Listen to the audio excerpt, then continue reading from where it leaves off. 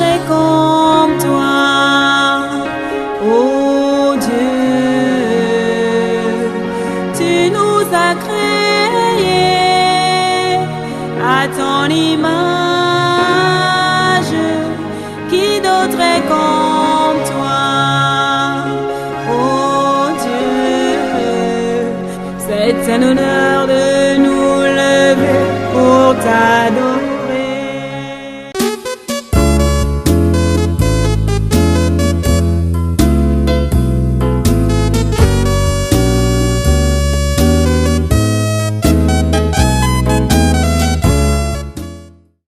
La réalité du Saint-Esprit.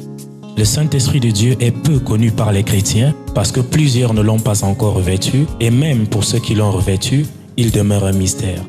La lecture de ce livre vous permettra de le revêtir, de connaître son langage et de découvrir les mystères cachés de sa personne. Pour tout contact, appelez au plus 237 678 78 16 21 plus 237 242 0020 09 et il deviendra pour vous une réalité. La réalité du Saint-Esprit, un livre écrit par le révérend pasteur Caleb Ngwa à Tangana.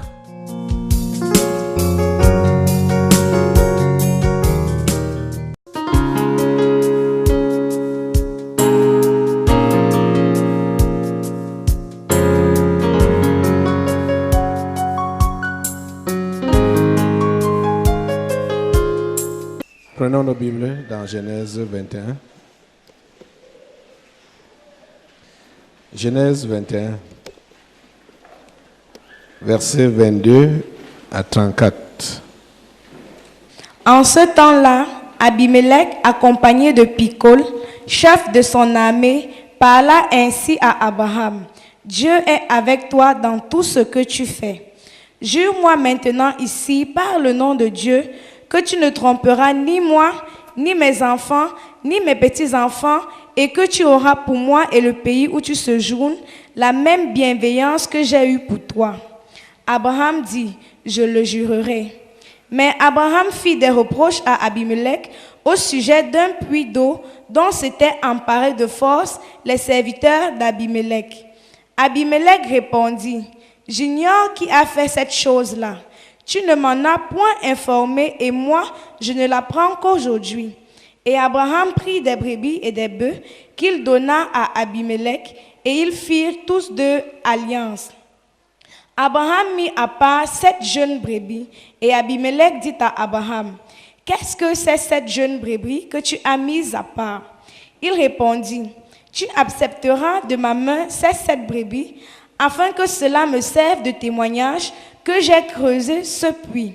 C'est pourquoi on appelle ce lieu Beth-Sheba, car c'est là qu'ils jurèrent l'un et l'autre.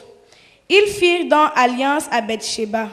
Après quoi, Abimelech se leva avec Picol, chef de son armée, et ils retournèrent au pays des Philistins. Abraham planta des tamaris à Beth-Sheba, et là il invoqua le nom de l'Éternel, Dieu de l'éternité. Abraham séjourna longtemps dans le pays des Philistins. Amen. Amen. Prions le Seigneur. Notre bon Père Céleste, nous te remercions pour ta parole de ce jour. S'il te plaît, bénis-la et bénis tous ceux qui l'écoutent. En ce lieu et partout où cette parole est reçue, partout où ce message est reçu, par le moyen des ondes, Seigneur, s'il te plaît, agis, interviens par ton Saint-Esprit, au nom puissant de Jésus de Nazareth. Remplis tous ces lieux, remplis toutes ces maisons et influence toutes ces précieuses vies. Au nom de Jésus de Nazareth, nous avons prié. Amen. Prenons place en sainte présence. Soyez les bienvenus au Tabernacle de la Liberté. Soyez les bienvenus à ce programme. Vous constatez que nous avons lu le même texte que précédemment, c'est-à-dire jeudi passé, c'est le même texte qu'on a lu, mais nous allons recevoir une autre leçon. La fois dernière, en étudiant ce texte, on a plutôt parlé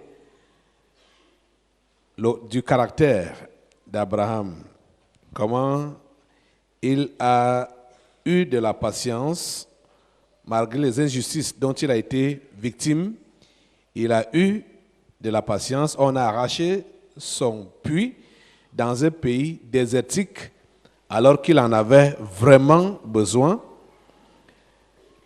Ses troupeaux en avaient besoin, sa compagnie, sa maison et tout ce qui le suivait en avait vraiment besoin. Mais les serviteurs d'Abimelech, le roi de ce territoire, ils ont trouvé bon d'arracher ce puits et de s'en approprier, de faire de ça leur propriété. Je veux dire, Abraham a laissé faire, il a laissé passer. Il s'est seulement adressé à Dieu et il attendait que Dieu, au moment prévu par lui-même, pourrait faire quelque chose. Et nous voyons que c'est Abimelech lui-même qui vient vers Abraham et Abraham trouve l'occasion de lui soumettre le problème. Abraham a été patient. Abraham a manifesté les fruits de l'esprit, qui est le caractère chrétien. Un vrai chrétien doit avoir ce caractère-là. On a vu ça dans Galates chapitre 5, verset 22. Alexis peut nous relire ces fruits-là.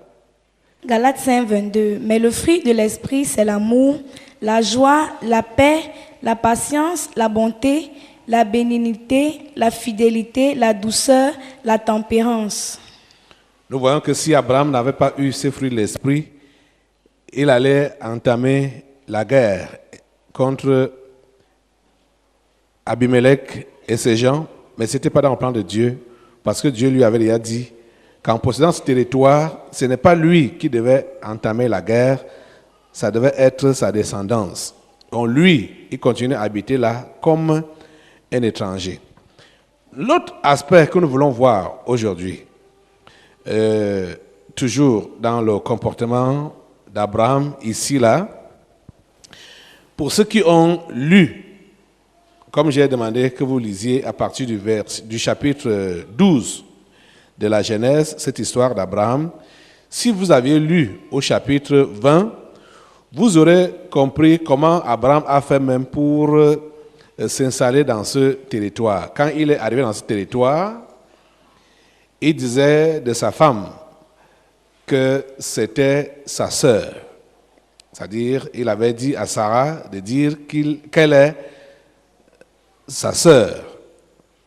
Et bien évidemment, quand ils sont arrivés au milieu des Philistins, les gens, Abimelech a vu la beauté de Sarah et l'a enlevée pour faire d'elle son épouse. Mais Dieu n'a pas permis que cet homme puisse commettre l'adultère avec la femme du prophète. Et quand cela s'est révélé comme ça, parce que c'est Dieu même qui est allé parler à Abimelech dans un songe pour lui dire qu'il faut que tu rendes la femme d'autrui. La femme que tu as là, chez toi, a un mari. Il faut que tu rendes cette femme. Et c'est là que Abimelech a compris que, donc ce n'était pas sa sœur. Et il a rendu la femme et a demandé à Abraham de se retirer. C'était toujours, Abraham s'est retiré, mais c'était toujours dans son territoire, d'aller s'installer ailleurs. Les années sont venues, les années sont passées. C'est des années après que nous avons cette histoire que nous venons de lire maintenant. Parce que quand Abraham s'est installé dans ce pays, il n'avait pas de contact avec les gens. J'aimerais d'abord que peut-être on puisse, même si on a à revenir sur ça une autre fois, allons au chapitre 20 là, parce qu'il y a une remarque, il y a quelque chose, des paroles qui sont dites là, chapitre 20 de Genèse, du livre de Genèse. La réponse qu'Abraham a donnée à Abimelech, quand Abimelech lui reprochait pour n'avoir pas dit que Sarah était sa femme. Bon,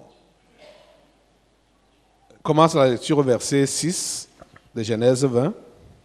Dieu lui dit en songe, À Abimelech, Dieu s'est révélé à Abimelech en songe, oui. je sais que tu as agi avec un cœur pur, aussi t'ai-je empêché de pécher contre moi. C'est pourquoi je n'ai pas permis que tu la touchasses. Maintenant, rends la femme de cet homme, car il est prophète, il priera pour toi et tu vivras. Mais si tu ne la rends pas, sache que tu mourras, toi et tout ce qui t'appartiennent. Abimelech se leva de bon matin, il appela tous ses serviteurs et leur rapporta toutes ces choses, et ces gens furent saisis d'une grande frayeur. Abimelech appela aussi Abraham et lui dit, « Qu'est-ce que tu nous as fait et en quoi t'ai-je offensé? Que tu aies fait venir sur moi et sur mon royaume un si grand péché.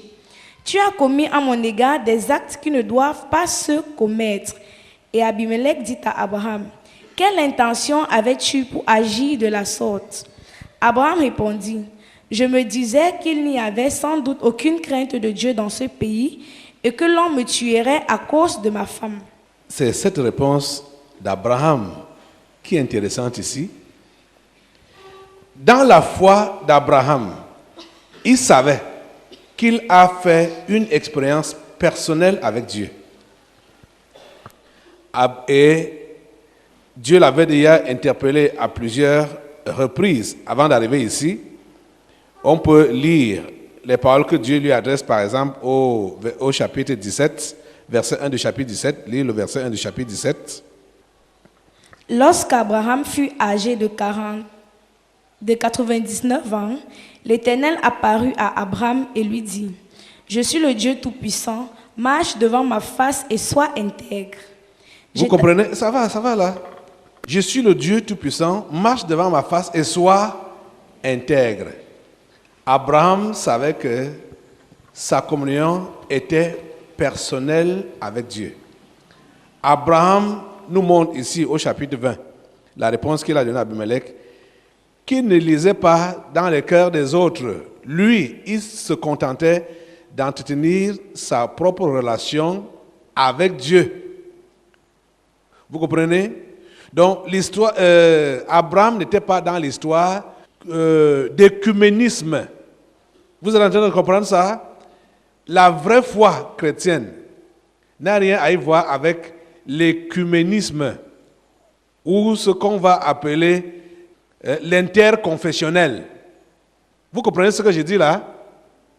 La vraie foi n'a rien à y voir avec l'écuménisme ou l'interconfessionnel. La foi est personnelle. On ne sait pas ce que l'autre développe dans son cœur. Et c'est ça que Abraham a dit ici à Abimelech. Lis encore le verset là. Abraham répondit, « Je me disais qu'il n'y avait sans doute aucune crainte de Dieu. » C'est le verset 11. Aucune crainte de Dieu dans ce pays et que l'on me tuerait à cause de ma femme. Vous comprenez? Abraham répondit, je me disais qu'il n'y avait sans doute aucune crainte de Dieu dans ce pays. Il ne les connaissait pas, il ne connaissait pas leur foi, il ne connaissait pas leur croyance, il ne connaissait rien. Lui seul savait qu'il a une relation avec Dieu, c'est ça qui l'intéressait. Vous êtes en train de comprendre ça? Nous sommes en train d'enseigner sur les traces d'Abraham. Nous enseignons sur les traces d'Abraham. Voilà le thème, sur les traces d'Abraham. Donc, si vous êtes du genre qui embrasse tout le monde pour dire que nous sommes tous croyants, vous n'êtes pas sur les traces d'Abraham. Abraham lui-même se méfiait de la foi des autres ou de leur relation avec Dieu. Il se méfiait. Il le montre ici. Il le montre ici. Et la Bible nous dit même clairement, quand on va dans la première épître de Jean, au chapitre 4, première épître de Jean, c'est-à-dire 1 Jean, chapitre 4, lis le verset 1. Bien-aimés, N'ajoutez pas foi à tout esprit, mais éprouvez les esprits pour savoir s'ils sont de Dieu, car plusieurs faux prophètes sont venus dans le monde. Voilà. L'Esprit de Dieu nous dit quoi? N'ajoutez pas foi à tout esprit, mais éprouvez les esprits pour savoir s'ils sont de Dieu. C'est ça qu'Abraham a fait. Hein? Abraham n'est pas entré dans le jeu de l'écuménisme ou de interdénominationnel. Nous avons toujours l'exemple de notre frère ici, Essomba. Après une campagne d'évangélisation faite dans l'interdénominationnel, le milieu où il entre n'est pas saint, c'est-à-dire S-A-I-N. Ce milieu-là n'est pas saint. Et ce milieu-là n'est pas également saint, S-A-I-N-T. Vous comprenez? Lui, il a cru, parce qu'il a suivi le message. Il voulait changer. Comme c'était interdénominationnel, tout le monde était là. Tout le monde dit qu'on est frères, on est sœurs en Christ, on est des enfants de Dieu, on est des croyants, mais sans connaître le fond de tout un chacun. Abraham s'est méfié. Quand il a décidé de s'installer à Guérar, il s'est méfié. Il a pris ses gardes. Il a dit qu'il ne sait pas ce que ces gens-là sont en train de développer en eux. Et pour ne pas mourir, il a dit à sa femme, dis que tu es ma sœur. Ce n'était pas un mensonge, mais ce n'était pas aussi toute la vérité. Vous comprenez, non? C'était sa sœur et sa femme. Mais ce n'était pas sa sœur seule. Vous comprenez? Ce n'était pas un mensonge, mais ce n'était pas toute la vérité. Parce que là même, il a expliqué ça à Abimelech, que c'est vrai que c'est ma sœur. Nous sommes même père, mais nous ne sommes pas même mère, et elle est devenue ma femme. Vous comprenez ça? La réponse d'Abraham nous instruit ici, Abimelech. Je me disais qu'il n'y avait sans doute aucune crainte de Dieu dans ce pays. Mon ami, si tu as la foi d'Abraham, tu n'es pas obligé de t'associer à n'importe qui prétend appeler le nom de Dieu. Tu comprends ça? Tu n'as pas besoin. Et quand Abraham s'est installé là, Abraham a commencé à vivre sa vie d'après l'instruction que Dieu lui avait donnée dans Genèse 17. Marche devant ma face et sois intègre. Vous comprenez, non? Il a dit, marche devant ma face et sois intègre. Et Abraham l'a prouvé dans son comportement dans ce territoire. Si bien que quand on arrache même son puits, à cause de son intégrité, il préfère laisser faire. Il préfère se priver pour ne pas chercher les problèmes. Il préfère se priver de son puits que ses serviteurs avaient creusé. Parce que Dieu lui a dit, marche devant ma face et sois intègre. Il ne s'est même pas mêlé à vouloir les évangéliser à tout prix. Abraham n'a jamais fait de campagne d'évangélisation. Il n'a jamais conçu d'église pour faire la publicité que venez adorer Dieu avec moi. Non, il le faisait, il vivait sa vie avec ses serviteurs, avec sa maison, avec sa famille, et tout le monde dans les alentours voyait comment était la vie de cet homme et que sa vie était différente. Regardez que Abimelech, roi de ce pays, lui-même fait le déplacement après plusieurs années d'observation. Après plusieurs années de quoi? D'observation. Écoutez ces paroles. Nous repartons dans Genèse 21 là. Écoutez les paroles d'Abimelech. On nous dit que en ce temps-là, Abimelech, accompagné de Picol, chef de son armée, parla ainsi à Abraham. Dieu est avec toi dans tout ce que tu fais. Comment est-ce que Abimelech a su ça? Il a observé. Il a vu. que cet homme était différent. La vie d'Abraham a évangélisé Abimelech seul. La vie qu'Abraham menait a évangélisé Abimelech. Et Abimelech a compris qu'il faut que je m'attache à cette bénédiction.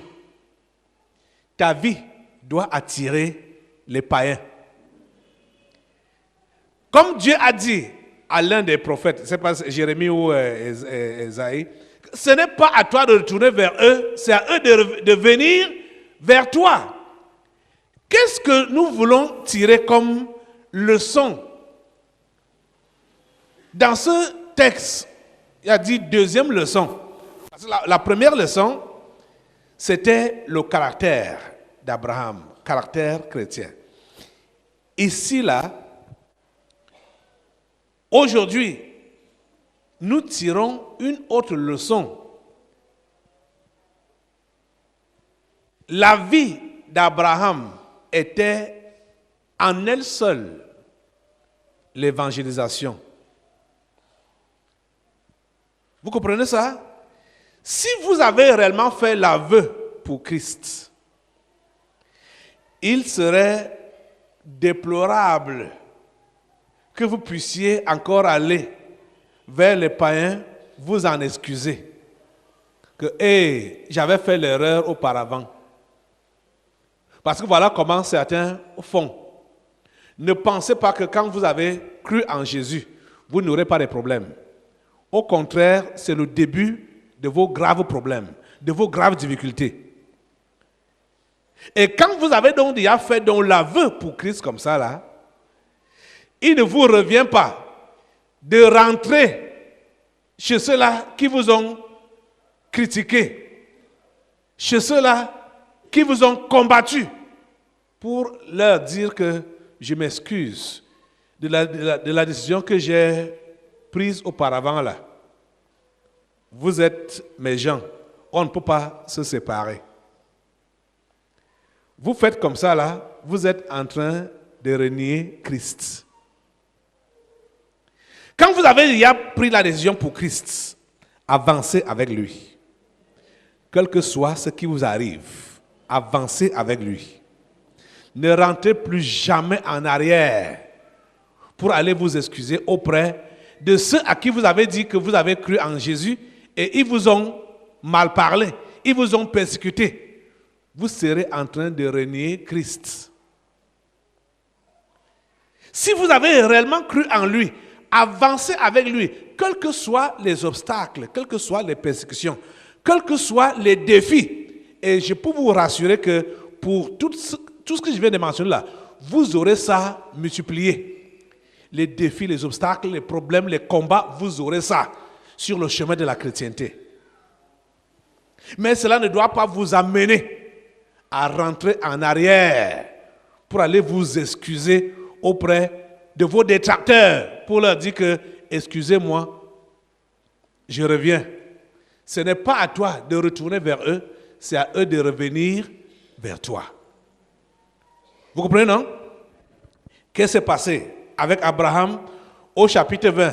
Si on lisait toute l'histoire, dès que Abimelech a remis la femme d'Abraham, il lui a dit, s'il te plaît, pars d'ici. Il l'a chassé. Vous comprenez, non? Il l'a chassé. Parce que là où Abraham a été allé s'installer, Abimelech croyait que c'est l'endroit là qui lui a donné la prospérité, sans savoir qu'Abraham transportait la prospérité avec lui. Vous êtes en train de comprendre ça? Donc, en le chassant, il pensait que là où Abraham allait s'installer là, comme là-bas était plus aride, ses affaires n'allaient plus prospérer. Mais c'est plutôt le contraire qu'il a vu. Il voit que malgré qu'on a déplacé cet homme, on l'a envoyé dans un lieu plus dur. Mais malgré ça, il prospère. Ses affaires marchent. C'est là qu'ils ont reconnu que Dieu est avec lui. Vous êtes en train de comprendre ça? C'est là qu'Abimelech reconnaît que Dieu est avec cet homme. Et il décide lui-même, le chef, le roi, lui-même, il décide de se déplacer et d'aller demander de tisser alliance avec Abraham. Vous êtes en train de comprendre ça? Quelqu'un me comprend? Quand tu donnes ta vie à Jésus, Jésus l'a dit. Je veux qu'on relise même ça. Allons encore dans Matthieu 5 là. Matthieu 5. À partir du verset 11. Bon, commence au verset 8. Commence au verset 8. Heureux ceux qui ont le cœur pur, car ils verront Dieu. Heureux ceux qui procurent la paix, car ils seront appelés fils de Dieu. Heureux ceux qui sont persécutés pour la justice, car le royaume des cieux est à eux. Ceux qui sont persécutés pour la justice. Pas pour l'injustice, mais pour la justice. Pas parce que tu as commis des gaffes, mais parce que tu cherches le bien et tu fais ce qui est bien. Parce que vous savez que dans ce monde, comme dans Ésaïe 5, c'est quand tu fais ce qui est bien que tu es considéré comme un mauvais type. Et quand tu fais ce qui est mauvais, oh, tu es bien accueilli, hein, tu es honoré, respecté. Parce que les gens ont changé la forme des choses. C'est le bien qui est mal et c'est le mal qui est bien. Le bon est bien, pour eux, le bon est mauvais et c'est le mauvais qui est bon. Continue. Heureux serez-vous lorsqu'on vous outragera, qu'on vous persécutera et qu'on dira faussement de vous toutes sortes de mal à cause de moi. Réjouissez-vous et soyez dans l'allégresse, parce que votre récompense sera grande dans les cieux, car c'est ainsi qu'on a persécuté les prophètes qui ont été avant vous. Voilà. On vous fait comprendre que vous ne serez ni le premier, ni le dernier à être maltraité à cause de la vérité, à cause de la justice, à cause de Jésus. À cause de votre relation propre avec Dieu, vous allez être maltraité, vous allez être mal vu. C'est ça qu'Abraham a vécu ici. À cause de sa relation avec Dieu, son intégrité, et comme il ne savait pas avec qui il traitait, il ne savait pas quel était leur Dieu, quelle était leur croyance, il a préféré vivre sa vie à part. Et sa vie là, seule, a été une évangélisation jusqu'à interpeller ceux-là même qui le persécutaient. Ceux qui l'avaient chassé. Comme Abimelech qui l'avait chassé. Lui-même, en observant la vie d'Abraham, il a été interpellé jusqu'à venir lui demander de traiter une alliance ensemble. Parce qu'il a reconnu que Dieu était avec lui. Je peux te dire la pure vérité. Ta foi au vrai Dieu te permettra de franchir toutes les étapes de persécution et d'arriver à une position où tes adversaires, tes ennemis vont t'envier.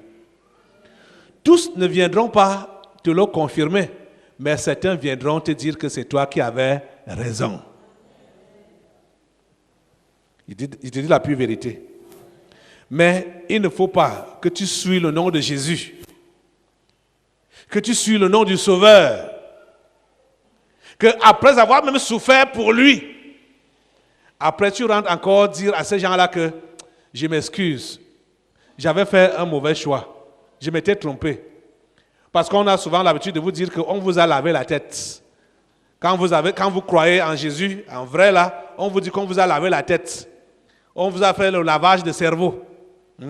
Et certains, quand ils voient que sur le chemin de la croix, c'est difficile, c'est rude, ils n'arrivent plus. Comprends une chose. Quand tu commences cette vie chrétienne sur ce chemin de la croix, les difficultés commencent petit à petit, mais comprends que quand ça s'accentue, ça veut dire que ta percée est déjà très proche. Mais c'est souvent à ce moment-là que beaucoup abandonnent. Malheureusement. Quand les difficultés s'accentuent, mais depuis que j'ai cru, et je prie, et toutes les prières, les impositions des mains, et rien ne change, ça ne fait que s'empirer. Quand ça s'empire, comprends que la percée est déjà proche. Et l'ennemi veut seulement que tu dises que je n'en peux plus. C'est là alors qu'il prend le dessus. Tu comprends ça? Regardez qu'on chasse Abraham au premier endroit où il s'est installé, chapitre 20 là, parce que la vérité était dévoilée. Il passe s'installer dans un lieu inculte, un lieu vraiment qui n'était pas bien. Il se débrouille même à creuser le puits dans cet endroit-là. Il arrive à trouver de l'eau. Parce que je peux vous dire que chaque fois qu'il creusait de l'eau, des puits, ce n'était pas évident de trouver de l'eau. Donc, il arrive à trouver de l'eau, mais on arrache ce puits-là. Abraham reste tranquille. La réalité du Saint-Esprit. Le Saint-Esprit de Dieu est peu connu par les chrétiens parce que plusieurs ne l'ont pas encore revêtu et même pour ceux qui l'ont revêtu, il demeure un mystère. La lecture de ce livre vous permettra de le revêtir, de connaître son langage et de découvrir les mystères cachés de sa personne. Pour tout contact, appelez au plus 237 678 78 16 21 plus 237 242 0020 09 et il deviendra pour vous une réalité. La réalité du Saint-Esprit, un livre écrit par le révérend pasteur Caleb Ngwa à Tangana.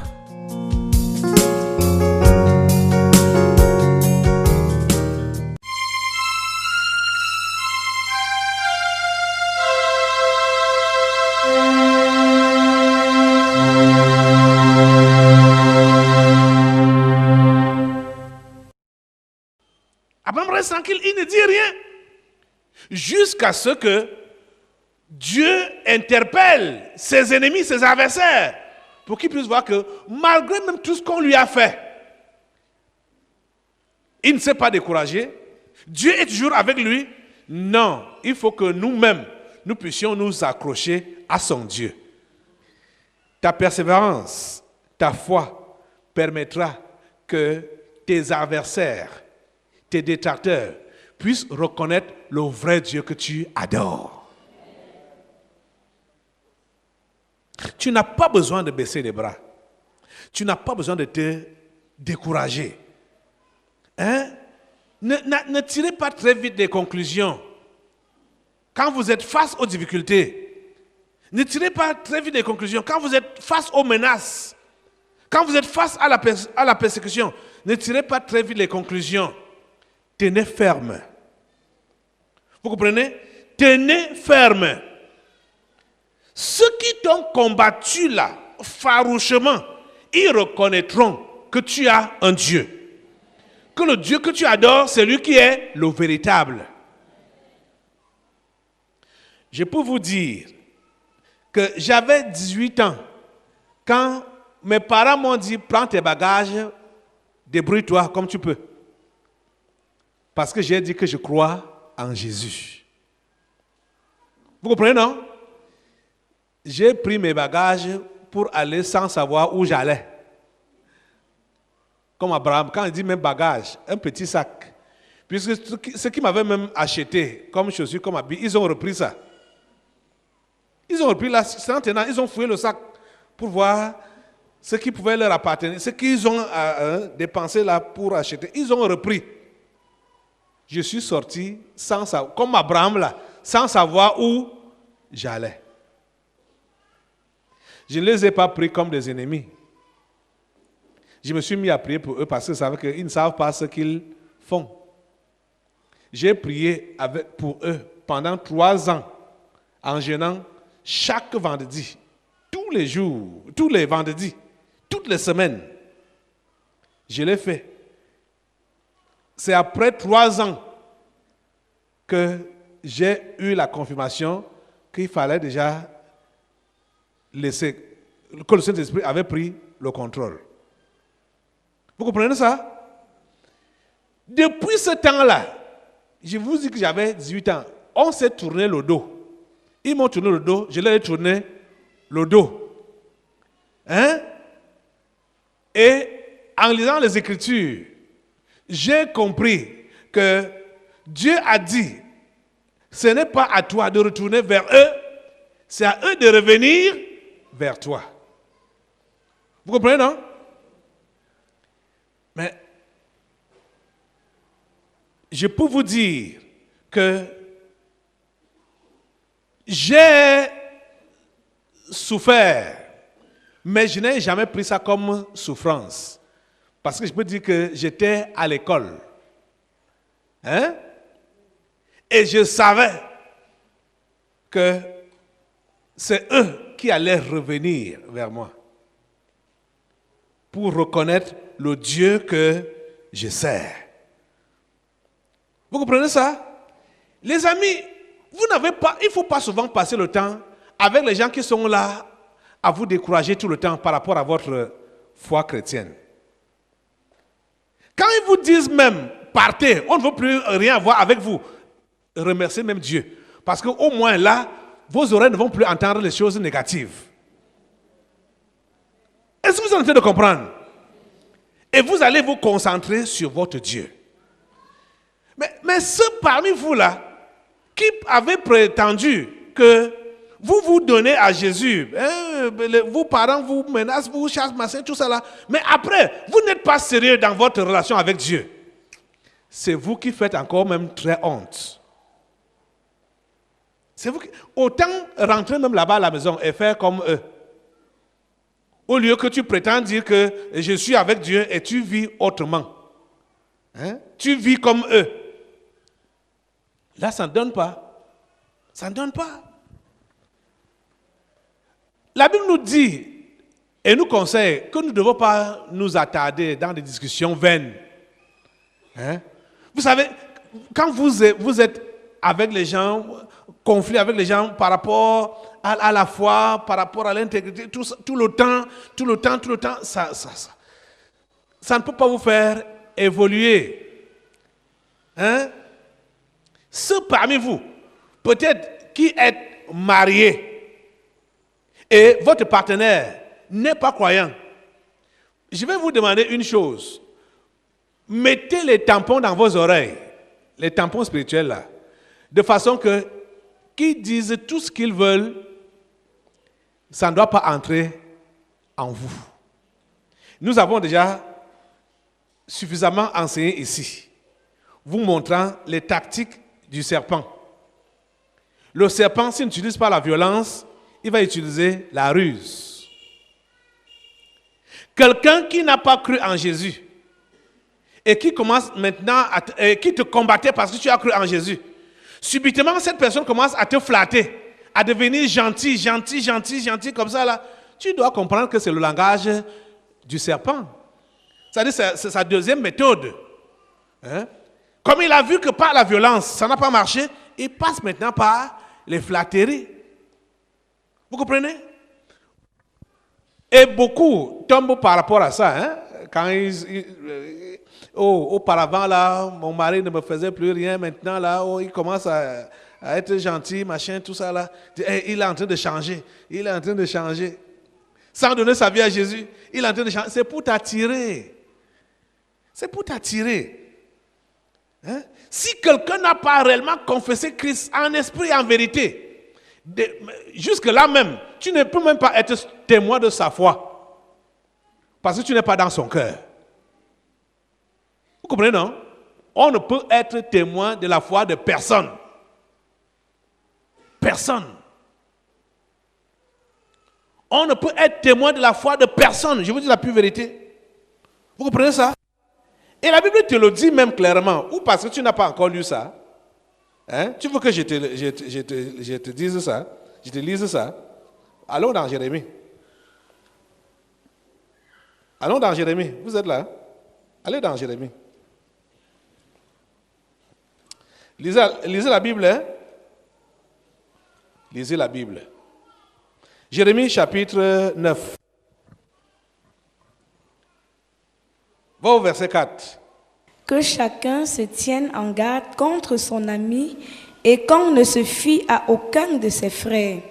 Car tout frère cherche à tromper et tout ami répand des calomnies. Vous comprenez? Vous comprenez ça? Est-ce que vous aviez lu ça avant?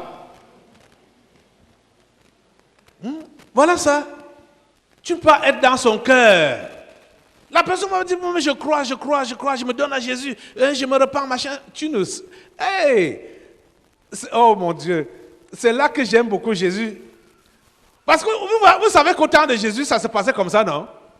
Et les disciples qui étaient les badauds à ses côtés là, ils se contentaient seulement des apparences. Hein? Par exemple, un jour comme ça, Jésus a fini d'enseigner et beaucoup ont fait l'aveu de croire en lui. On est venu dire à Jésus que, hey, Jésus, aujourd'hui, hein, ça a marché, beaucoup ont cru en toi. Jésus leur a dit que les amis, je connais leur cœur. Ne vous fiez pas à ce qu'ils font là. Je connais leur cœur. Et Jésus avait raison, hein. Jésus avait raison. Parce que ça n'a pas mis long. Peut-être même le lendemain comme ça là, leur cœur s'est dévoilé. Parce qu'ils ont mangé le miracle. Le lendemain, ils reviennent, croyant qu'ils n'allaient plus rationner dans leur maison respective ce jour-là. Parce que les gens aiment la nourriture, le manger, le boire. Je ne sais pas ce que ça leur donne. Hein? Le lendemain, ils sont revenus. Ils croyaient que Jésus allait encore faire le miracle. Jésus se met maintenant à leur enseigner. Ils disent à Jésus, mais fais-nous un miracle pour que nous puissions voir et croire. Vous voyez, non? Les gens qu'on a dit qu'ils ont cru, hein? Les gens que les disciples croyaient qu'ils ont cru la veille. Ils ont mangé le miracle, mais le miracle ne leur a rien fait. Ils demandent un nouveau miracle. Fais un miracle pour que nous puissions croire en toi. Vous voyez ça? Les cœurs des gens sont difficiles. La Bible dit qu'il est tortueux. Le cœur de l'homme est tortueux. Par-dessus tout, qui peut le connaître? Ce n'est que Dieu seul. Lis-nous encore le verset 4 de Jérémie 9 là. Que chacun se tienne en garde contre son ami et qu'on ne se fie à aucun de ses frères. Car tout frère cherche à tromper et tout ami répand des calomnies. Vous avez compris ça? Pourquoi vous avez souvent été blessé quand vous vous rendez compte que c'est la personne la plus proche qui vous a trahi? C'est parce que vous lui avez donné toute la confiance. Vous voyez donc l'erreur que vous avez commise? Hein? C'est ça qu'il est capable de faire. Comprends ça? Comprends que c'est ça qu'il est capable de faire. C'est pourquoi ne lui donne pas ton cœur. Donne ton cœur à une seule personne, à Dieu. C'est lui seul qui ne peut pas te trahir. C'est lui seul qui ne peut pas calomnier contre toi. Hein? Hey, je vous dis la pure vérité. Confiez-vous à une seule personne, Dieu. Vous voyez, beaucoup de gens qui sont brisés, qui sont abattus, émiettés, sont ceux-là qui ont placé leur confiance dans des hommes. Et la Bible dit même clairement que maudit soit l'homme qui se confie dans l'homme. Hein? Alors, quand il se voit donc trahi, il se voit exposé, il se voit vendu par celui-là en qui il a placé toute la confiance. Oh, son monde s'est écroulé. Tu as commis une erreur parce que tu avais placé ta confiance en celui-là ou en celle-là. Aime les humains, aime tes frères, mais ne leur fais pas confiance. Hein? Ne leur fais pas confiance. Ne fais confiance à aucun humain. Même pas à toi-même. Vous savez que certains parmi vous là, vous avez commis des bêtises et après quand vos yeux s'ouvrent, vous êtes dépassé, que c'est vous qui avez fait ça. Hein? Ça veut dire quoi? Même à toi-même, tu ne peux pas faire confiance. Même à toi-même. Pour que tu puisses t'en sortir, il faut que tu t'appuies sur celui qui est là-haut. C'est lui seul qui peut te soutenir. C'est lui seul qui peut faire que tu ne tombes pas. C'est lui seul qui peut t'amener jusqu'au bout. C'est Dieu seul qui peut t'amener jusqu'au bout. Tout ce que je vous dis là, la Bible l'enseigne. Je n'invente pas. Hein? La Bible dit que celui qui se glorifie dans le Seigneur. Hein? Tu n'as pas besoin de te glorifier par rapport à quelqu'un d'autre ou te glorifier outre mesure. Si tu veux te glorifier, glorifie-toi dans le Seigneur. C'est lui seul sur qui tu dois compter. Il est le seul. Vous comprenez ça? Il est le seul. Donc vous voyez que Abraham, ayant été écarté, ayant été discriminé, il a accepté l'endroit qu'on lui a dit que recule-toi là-bas. Tu n'es qu'un immigrant. Pourquoi tu veux venir t'installer à côté du roi sur les terres fertiles et bien? Non. Comme tu nous as fait, comme ce que tu as fait là, je croyais que tu étais mon beau-frère. Pourtant, c'était ta femme. Alors, poussez-vous. Allez loin.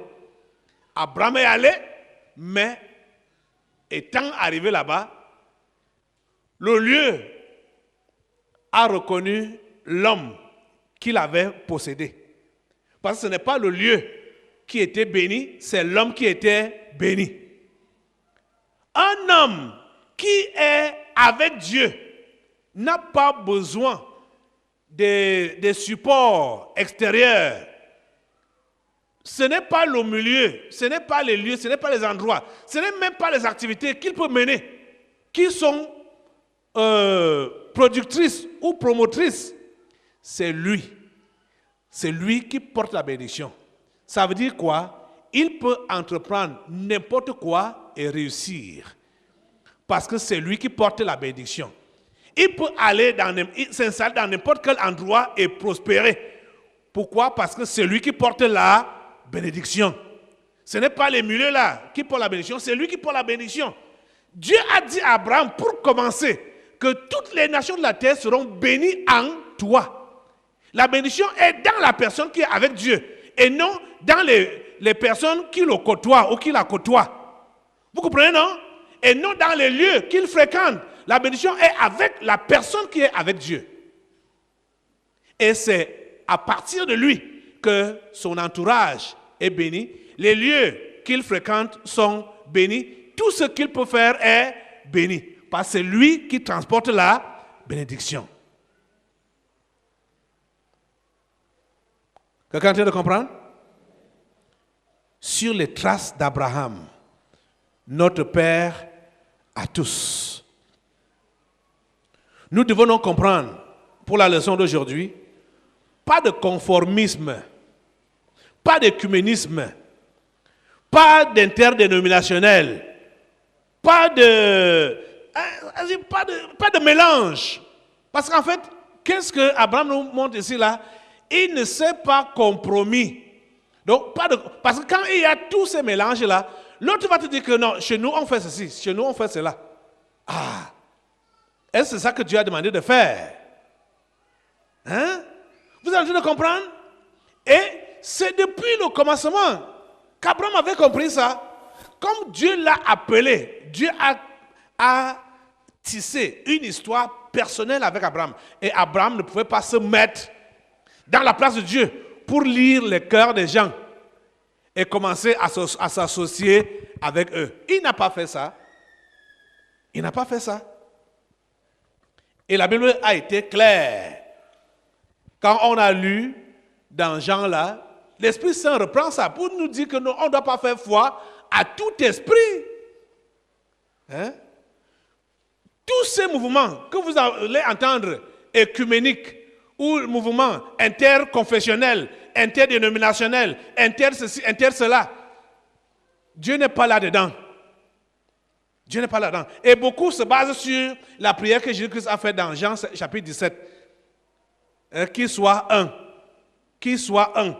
Qu'il soit un. Et vous allez remarquer que la plupart des dirigeants de ces milieux-là, de ces mouvements-là, ce sont des gens compliqués.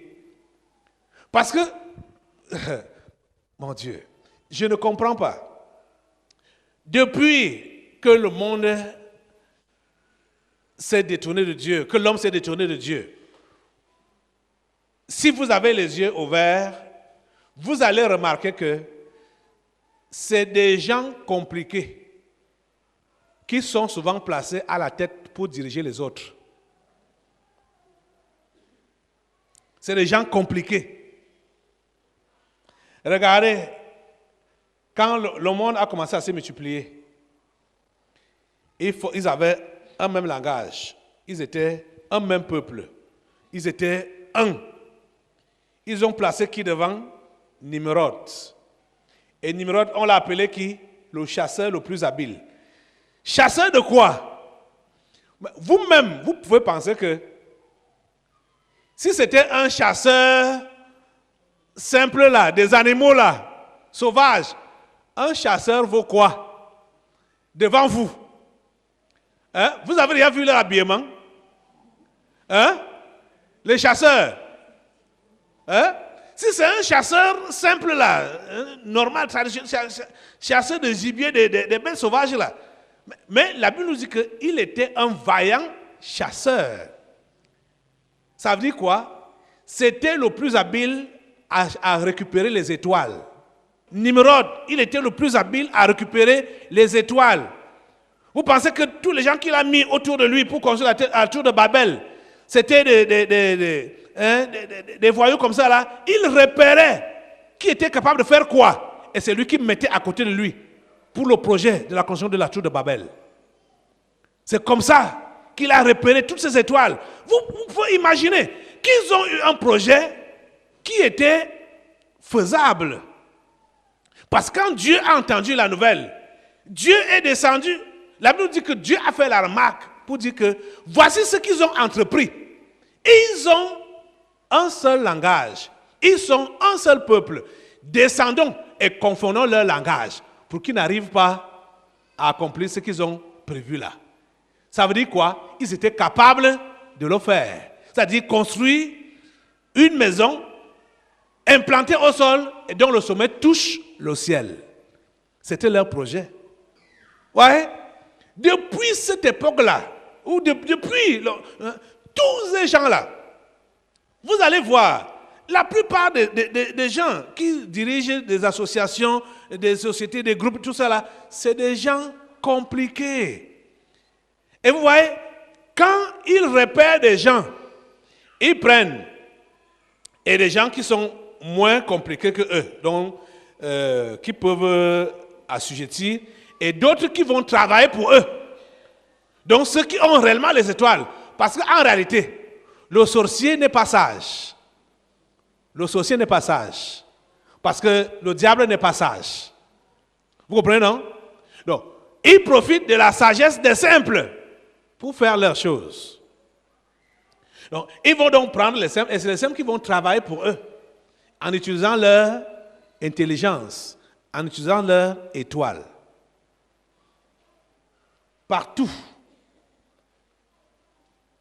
Si vous êtes simple, cela vous a souvent surpris de voir que le catéchisme de votre village, c'est le sorcier le plus redouté. Ou de votre quartier. C'est ça, non? Celui que tout le monde sait que celui-ci, c'est un sorcier. Hein? Ses enfants, sa maison, c'est les sorciers. Mais c'est lui qui fait asseoir tous les enfants pour leur donner la doctrine. Hein? Vous voyez ça? Mais c'est bizarre. Et dans tous les regroupements, c'est comme ça. Donc, vous allez donc penser que la règle va changer quand on va dire que le regroupement des églises, la personne qui va donc coordonner le regroupement des églises, vous pensez qu'il va être une personne simple? Hein? Le regroupement des dominations. Parce que déjà l'idée, ça vient d'eux. L'idée vient d'eux parce qu'ils savent que, oui, comme les simples là, ils vont, hein, quand on dit l'union fait la force, bon, mettons-nous ensemble.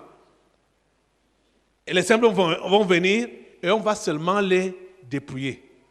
Depuis qu'il y a ces regroupements-là, depuis qu'il y a ces mouvements-là, vous avez vu quel changement dans le monde chrétien? Hein? Vous avez vu quel changement positif dans le monde chrétien? Ils ont fait ces regroupements, non? Ça a donné quoi? Ça a donné quoi?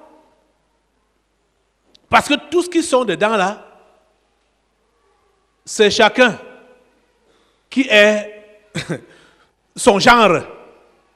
Et comme tu ne peux pas entrer dans leur cœur, hein, ça ne vaut pas la peine de faire foi ou confiance à leur foi.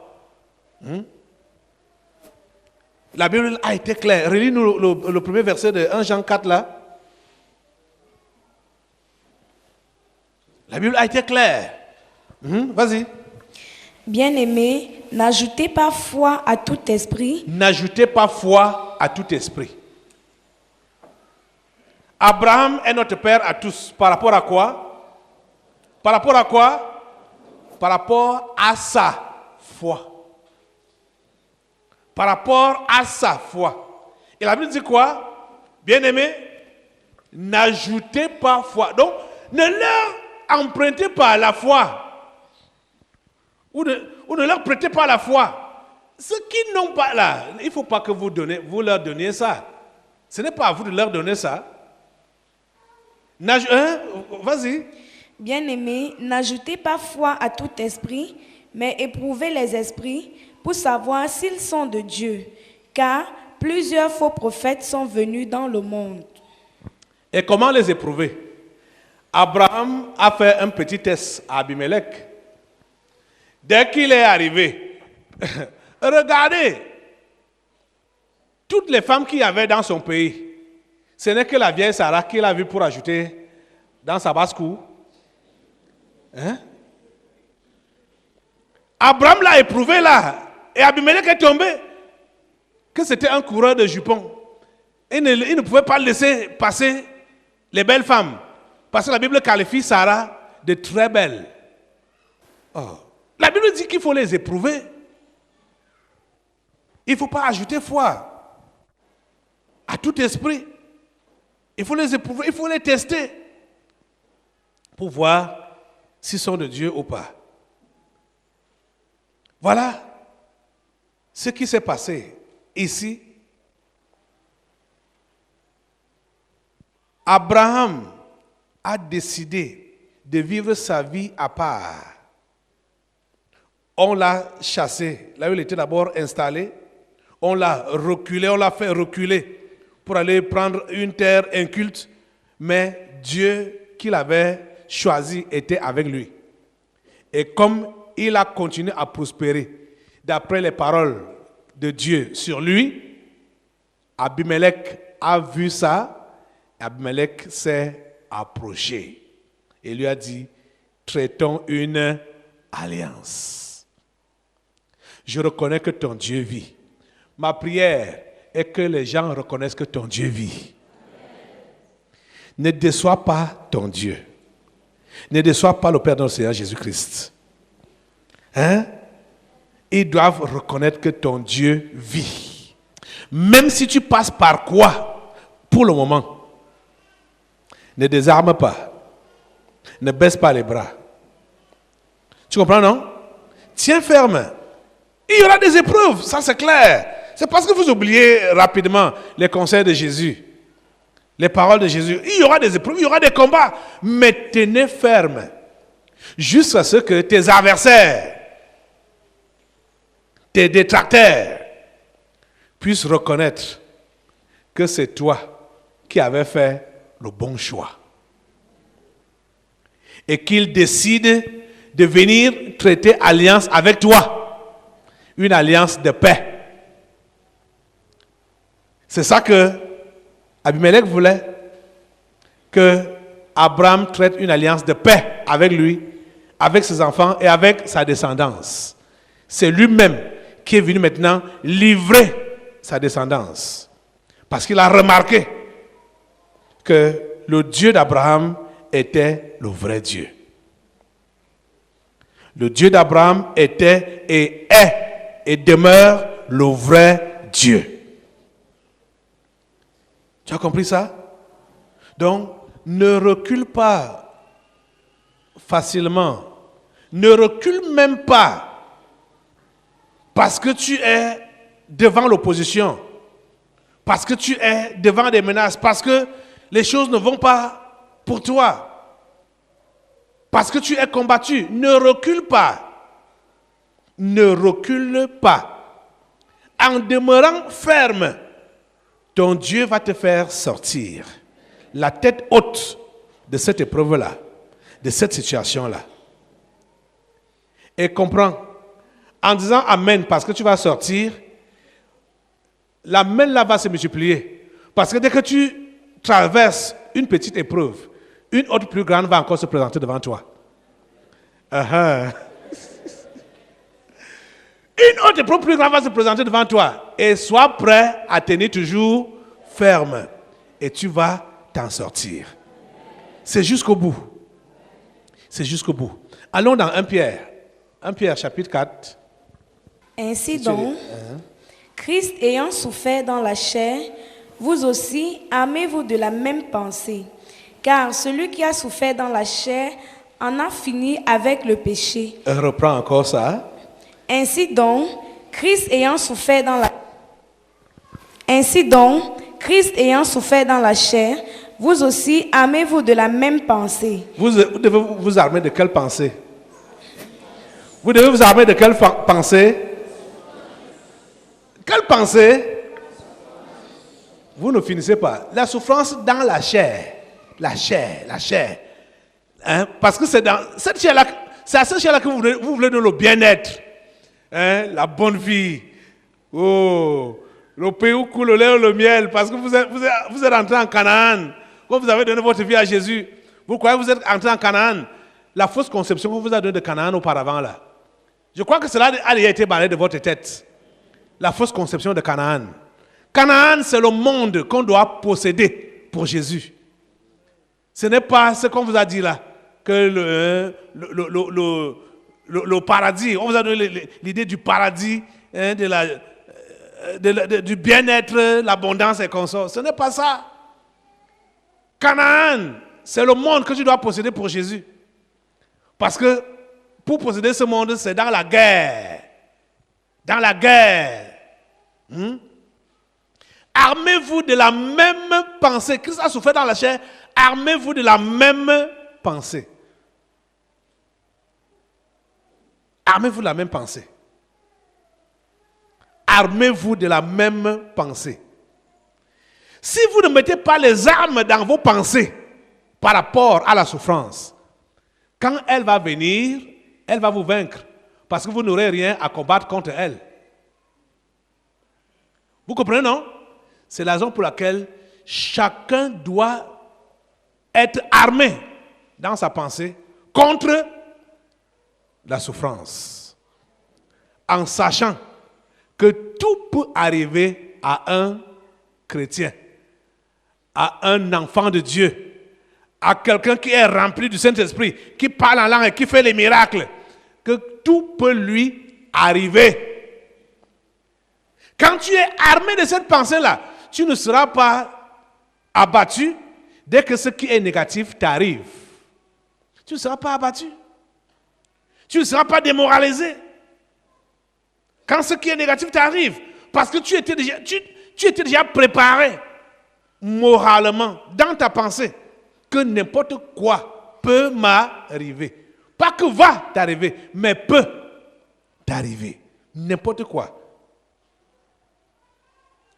Donc, tu es interpellé ici à être armé de la même pensée de souffrance parce que ton maître, Jésus-Christ, a souffert dans la chair. Continue la lecture. Afin de vivre, Car celui qui a souffert dans la chair en a fini avec le péché. vous comprenez ce que ça veut dire? Ce sont les souffrances par lesquelles on passe là qui travaillent notre caractère. Hein? C'est les souffrances par lesquelles on passe là qui travaillent notre caractère. Ça dit, sont en train d'enlever le mauvais caractère de Galates chapitre 5, verset 19 à 21. C'est ça c'est la souffrance qui permet que ce caractère-là, ce caractère mauvais, diabolique-là, soit enlevé. Tu comprends? Quelqu'un qui est passé par la souffrance, l'humiliation, et que Dieu élève par la suite, vous pensez que cette personne peut s'enorgueillir? Hein? Vous êtes là? Quand tu sais que tu as été humilié, tu as souffert, tu as maîtrisé cette école de souffrance et Dieu te fait sortir de là, te place à une certaine position, est-ce que tu pourras encore avoir les épaules carrées? Tu sais que tout ce que tu es, c'est grâce à Dieu. Tu vois donc comment le péché finit par la souffrance? Vous voyez donc comment le péché finit par la souffrance? Celui qui a souffert en a fini avec le péché. Donc aussi longtemps que tu vas esquiver la souffrance, tu es en train de faire route avec le péché. C'est ça. C'est ça. C'est clair. Continue un peu la lecture là. Car celui qui a souffert dans la chair en a fini avec le péché, afin de vivre, non plus selon les convoitises des hommes, mais selon la volonté de Dieu, pendant le temps qui lui reste à vivre dans la chair. Voilà. Nous avons encore combien de temps à vivre dans la chair? Hein? Eh, Seigneur mon Dieu, que le Seigneur vous aide. Les amis, je vous prie, concentrez chaque minute, chaque seconde de votre existence pour faire la volonté de Dieu. Le temps qui vous reste là, concentrez les efforts. Soyez rassurés que chaque seconde que vous passez encore sur cette terre, vous êtes dans le centre de la volonté de Dieu. Il nous reste combien de jours encore ici sur la terre? Il nous reste quoi à faire? Concentrez vos efforts à faire la volonté de Dieu. Concentrez vos efforts à faire avancer son royaume. Concentrez vos efforts à être réellement au centre de sa volonté pendant vos jours ici sur terre. Ne soyez pas distraits par ceux du monde. Ceux du monde, ils ne connaissent pas Dieu, ils n'ont pas d'espoir, ils ne savent pas où ils vont. Même comme ceux des sectaires pensent qu'ils sont en transition, ils vont continuer leurs mauvaises œuvres là dans une autre vie ou bien un autre monde dans lequel ils partiront. Parce que la plupart des sectes là croient à la réincarnation. C'est la résurrection que le diable a transformée en réincarnation. Hein? C'est la résurrection. Vous savez que le diable fait toujours des photocopies. En parlant de la résurrection des morts, et ils ont parlé de la réincarnation. Donc pour eux, bon, ils vont se réincarner, l'enfer n'existe pas, donc machin, la vie continue, c'est un cirque.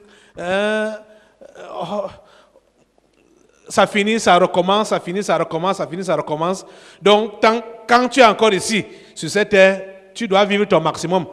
C'est pourquoi ils vivent le maximum dans le mal. Pensant que, puisqu'ils voient que quand ils font ce mal-là, rien ne leur arrive. Donc, ils peuvent continuer là-dedans. Ici, là, au Cameroun, pendant que nous vivons encore là, ça doit faire l'exception. De façon que tous les malfaiteurs récoltent leur malfaisance. Vous comprenez, non? Et ils ne doivent plus avoir les innocents dans leur filet. Ils tendent les filets, c'est eux-mêmes qui doivent tomber dedans. Vous comprenez, non? C'est comme ça que nous devons faire. Il faut donc que nous soyons réellement derrière Abraham, sur les traces d'Abraham, notre Père à tous, de façon à l'imiter. Vous avez vu, on a parlé de son caractère, la patience et tout ça là, et ça là, ça manque à plusieurs. patience, amour, joie, paix, bonheur, tout ça là, ça vous manque. C'est pourquoi vous êtes insatisfait, vous êtes oh mon Dieu.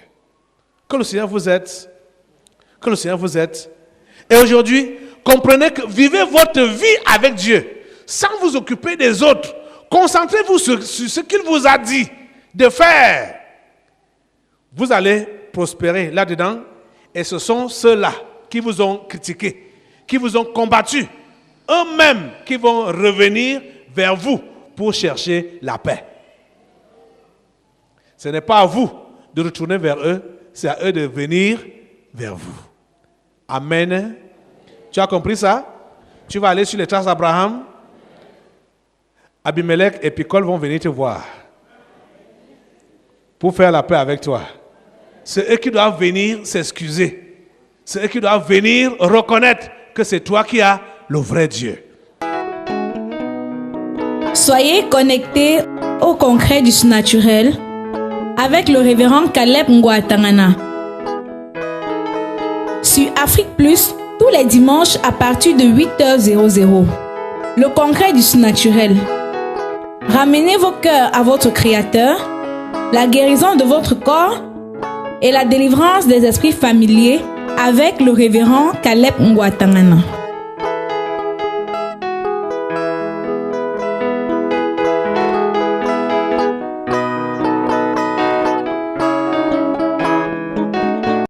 La réalité du Saint-Esprit. Le Saint-Esprit de Dieu est peu connu par les chrétiens parce que plusieurs ne l'ont pas encore revêtu et même pour ceux qui l'ont revêtu, il demeure un mystère. La lecture de ce livre vous permettra de le revêtir, de connaître son langage et de découvrir les mystères cachés de sa personne. Pour tout contact, appelez au plus 237 678 78 16 21 plus 237 242 0020 09 et il deviendra pour vous une réalité. La réalité du Saint-Esprit, un livre écrit par le révérend pasteur Caleb Ngouatangana.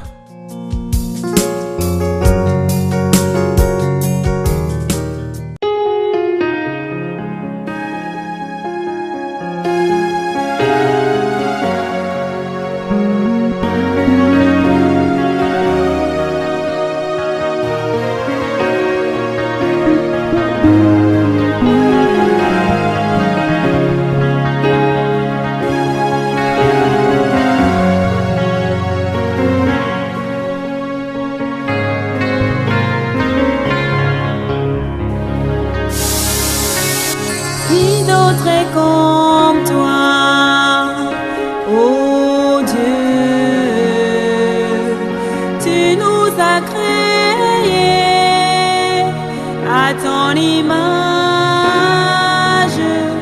Qui d'autre est comme toi, ô Dieu? C'est un honneur de nous lever pour t'adorer.